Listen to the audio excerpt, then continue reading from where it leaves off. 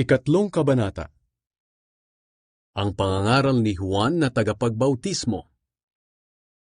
Dumating ang panahon na si Juan na tagapagbautismo ay pumunta at nangaral sa ilang ng Judea. Ito ang kanyang sinasabi, "Magsisi na kayo sa inyong mga kasalanan, dahil malapit na ang paghahari ng Diyos." Si Juan ang tinutukoy ni Propeta Isaias nang sabihin niya, "Maririnig ang sigaw ng isang tao sa ilang na nagsasabi, Ihanda ninyo ang daan para sa Panginoon. Tuwirin ninyo ang mga landas na kanyang dadaanan." Ang damit ni Juan ay gawa sa balahibo ng kamelyo at ang sinturon niya ay gawa sa balat ng hayop. Ang kinakain niya ay balang at pulot-pukyutan. Nagpuntahan sa kanya ang maraming tao galing sa Jerusalem, sa mga bayan ng Judea at sa mga bayan na malapit sa ilog ng Jordan. Ipinagtapat nila ang kanilang mga kasalanan at binautismuhan sila ni Juan sa ilog ng Jordan. Pero nang makita ni Juan na maraming Pariseo at Saduceo ang pumupunta para magpabautismo, sinabi niya sa kanila, "Kayong lahi ng mga ahas, sino ang nagsabi sa inyo na makakaiwas kayo sa darating na parusa ng Diyos? Kung tunay na nagsisisi kayo sa inyong mga kasalanan, patunayan ninyo ito sa inyong mga gawa. Huwag ninyong isipin na hindi kayo mapaparusahan dahil mula kayo sa lahi ni Abraham. Tandaan ninyo, kahit ang mga batong ito'y magagawa ng Diyos na maging mga anak ni Abraham. Tandaan ninyo, ngayon pa lang ay nakaamba na ang palakol para putulin ang mga puno.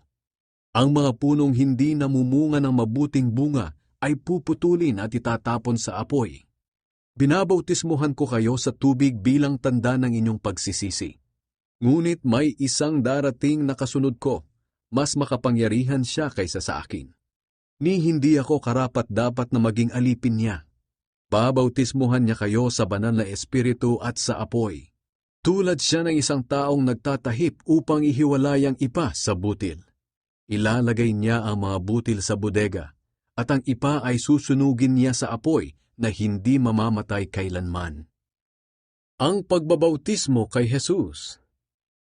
Dumating si Jesus sa ilog ng Jordan mula sa Galilea at pinuntahan niya si Juan upang magpabautismo.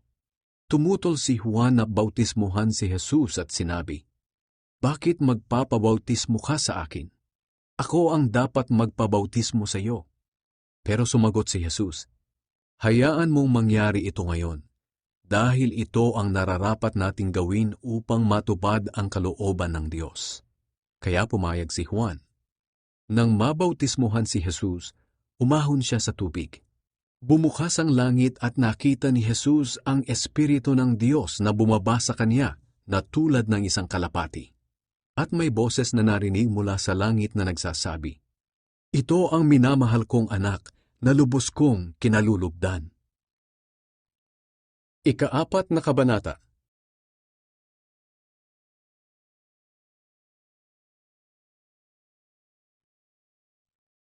Ika-4 na kabanata. Ang pagtukso kay Jesus. Pagkatapos nito, dinala ng banal na espiritu si Jesus sa ilang upang tuksohin ng diablo. Doon ay nag-ayuno si Jesus ng 40 araw at 40 gabi, kaya nagutom siya. Dumating ang manunukso at sinabi sa kanya, "Kung ikaw nga ang anak ng Diyos, gawin mong tinapay ang mga batong ito." Pero sumagot si Jesus, "Sinasabi sa kasulatan, hindi lang sa pagkain nabubuhay ang tao, kundi sa bawat salita ng Diyos." Dinala naman siya ng diablo sa Jerusalem, ang banal na lungsod, doon sa pinakamataas na bahagi ng templo. At sinabi niya kay Jesus, "Kung ikaw nga ang anak ng Diyos, tumalon ka.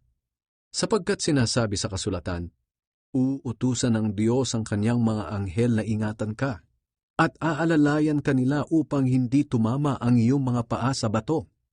Pero sinagot siya ni Jesus, "Sinasabi sa kasulatan, huwag mong subukin ang Panginoon mong Diyos." Pagkatapos, dinala pa siya ng diablo sa isang napakataas na bundok, at ipinakita sa kanya ang lahat ng kaharian sa mundo, at ang kayamanan at kadakilaan ng mga ito. At sinabi ng diablo kay Jesus, "Ang lahat ng iyan ay ibibigay ko sa iyo, kung luluhod ka at sasamba sa akin." Pero sinagot siya ni Jesus, "Lumayas ka, Satanas, sapagkat sinasabi sa kasulatan, sambahin mo ang Panginoon mong Diyos at siya lamang ang iyong paglingkuran." Pagkatapos nito, iniwan na siya ng Diablo. Dumating naman ang mga anghel ng Diyos at naglingkod sa kanya. Sinimulan ni Jesus ang kanyang gawain. Nang mabalitaan ni Jesus na nakulong si Juan, bumalik siya sa Galilea. Pero hindi na siya nanirahan sa Nazaret, kundi sa Capernaum, isang bayan sa tabi ng lawa ng Galilea at sakop ng Zabulon at Naphtali. Sa ganitong paraan ay natupad ang sinabi ni Propeta Isaias, "Ang lupain ng Zabulon at Naphtali ay daanan patungo sa lawa at nasa kabila ng ilog ng Jordan. Ang mga lugar na ito'y sakop ng Galilea at tinitirahan ng mga hindi Hudyo. Nabubuhay sa kadiliman ng mga tao roon, ngunit makakakita sila ng matinding liwanag. Kahit nasa kadiliman sila at natatakot mamatay, maliliwanagan sila." Simula noon nangaral na si Jesus. At ito ang kanyang mensahe, "Pagsisihan na ninyo ang inyong mga kasalanan, dahil malapit na ang paghahari ng Diyos." Tinawag ni Jesus ang 4 na mangingisda. Habang naglalakad si Jesus sa tabi ng lawa ng Galilea, nakita niya ang magkapatid na mangingisdang sina Simon na tinatawag na Pedro at Andres na naghahagis ng lambat. Sinabi ni Jesus sa kanila, "Sumunod kayo sa akin, at gagawin ko kayong mangingisda ng mga tao." Iniwan nila agad ang kanilang mga lambat at sumunod sa kanya. At habang patuloy sa paglalakad si Jesus, nakita niya ang magkapatid na sina Santiago at Juan na mga anak ni Zebedee. Nakaupo sila sa bangka kasama ng kanilang ama at nag-aayos ng lambat. Tinawag din ni Jesus ang magkapatid. Iniwan nila agad ang bangka at ang kanilang ama at sumunod kay Jesus. Nangaral at nagpagaling ng mga may sakit si Jesus. Nilibot ni Jesus ang buong Galilea. Nangaral siya sa mga sambahan ng mga Hudyo at ipinangaral niya ang magandang balita tungkol sa paghahari ng Diyos. Pinagaling din niya ang iba't ibang uri ng sakit at karamdaman ng mga tao.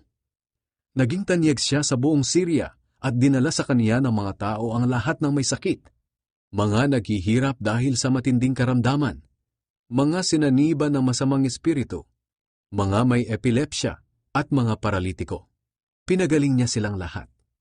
Sinundan siya ng napakaraming tao na galing sa Galilea, Decapolis, Jerusalem, at iba pang mga bayan sa Judea at maging sa kabila ng ilog ng Jordan.